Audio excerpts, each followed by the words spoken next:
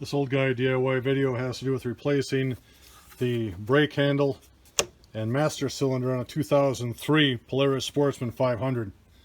So this thing, you can see, kind of leaked juice and it took the finish off the handlebar and that type of thing.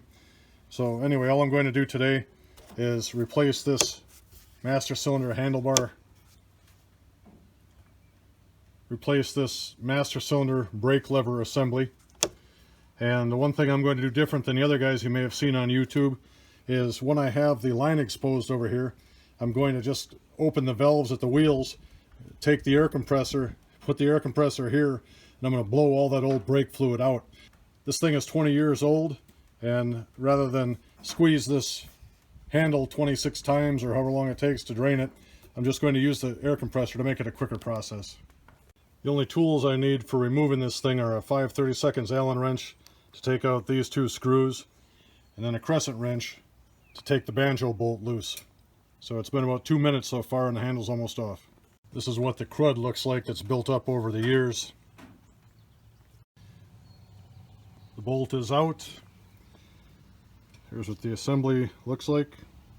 Now it's just a matter of cracking the bleeder valves at the wheels and blowing the old fluid out. Before pulling the wheel assemblies off, I just jacked up the front end with a farm jack, put the vehicle in gear, and took my little Milwaukee impactor with a 14mm socket and spun those nuts off. I used a little 1/4-inch socket to loosen up the bleeder screw here, and the majority of the juice ran out before I even got the air compressor. I have a little air compressor, so now I'm going to put that nozzle up to the banjo bolt here, right there. We're going to blow out whatever's left.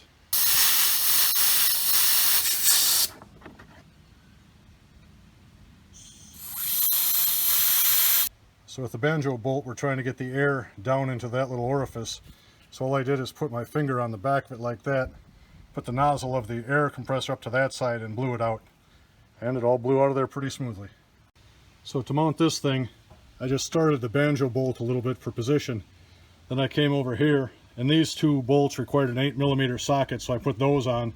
And I went on the other side of the machine just to see what was comfortable for me as far as working the lever. That's a good position. So now I'm going to tighten up the banjo bolt, take a Phillips head screwdriver, open this, and I can start refilling it with fluid. And it took a 12mm socket to tighten up this banjo bolt. So now the 12mm is tight. These two 8mm are tight. It's time to take this off and fill the reservoir. Now when I go to fill the system, I'll just work the lever real slowly. You can see the air coming out.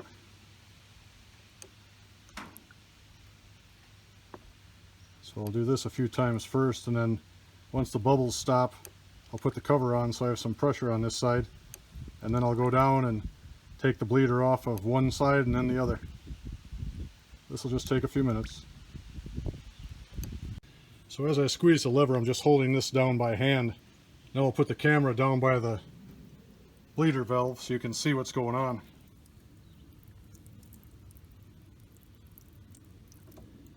So I'll close that one off now. Now with both sides bled, I fill the reservoir, put the cap on, and we should be in action. The geometry on the rubber diaphragm on the inside of the cap on this aftermarket unit is a little different than the original. Hopefully it does a better job sealing and lasts longer. So now to show you all the air is out of the system, I'll just squeeze this very slowly. You'll see liquid come up. So you can see the little ripple. And now when I squeeze the lever, I have good pressure fighting me there. And this aftermarket unit has a little sight glass right here, so it's easier to monitor than the other one was.